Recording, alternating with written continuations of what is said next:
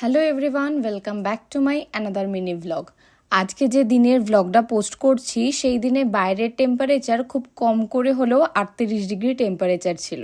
একে তো প্রচণ্ড রোদের তাপ, আর তার মধ্যে এই জায়গাতে না গেলেই নয়, কারণ আমরা যদি পরের সপ্তাহ অবধি অপেক্ষা করতাম তাহলে এই ফুলগুলো সবই মরে যেত। তাই একদম সকাল সকাল বেরিয়ে প্রথমেই আগে ওখানেই চলে গিয়েছি ভালো ছবি তোলার জন্য।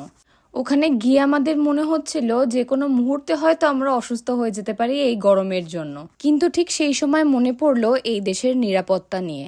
আমি যদি এখন অসুস্থ হয়েও পড়ি তাহলেও অ্যাম্বুলেন্স কল করার কিছুক্ষণের মধ্যেই অ্যাম্বুলেন্স চলে আসবে, প্রয়োজনে হেলিকপ্টার পর্যন্ত চলে আসবে।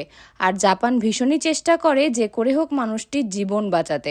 আমরা যেহেতু অনেক সকাল সকাল বেরিয়েছিলাম আর সেরকম কিছু খেয়ে বেরোনো হয়নি, সেই জন্য সেখান থেকে আমরা ডিরেক্ট চলে যাই একটা পাকিস্তান ইন্ডিয়ান রেস্টুরেন্টে, এবং সেখানেই আমরা আমাদের দুপুরের খাওয়া দাওয়া শেষ করি। চলো তাহলে খাওয়া দাওয়া শেষ করে বাড়ির পথে রওনা দিই। আর এই দেশের নিরাপত্তা ব্যবস্থা তোমাদের কেমন লাগলো সেটা ডেফিনেটলি আমাকে কমেন্ট করে জানিও।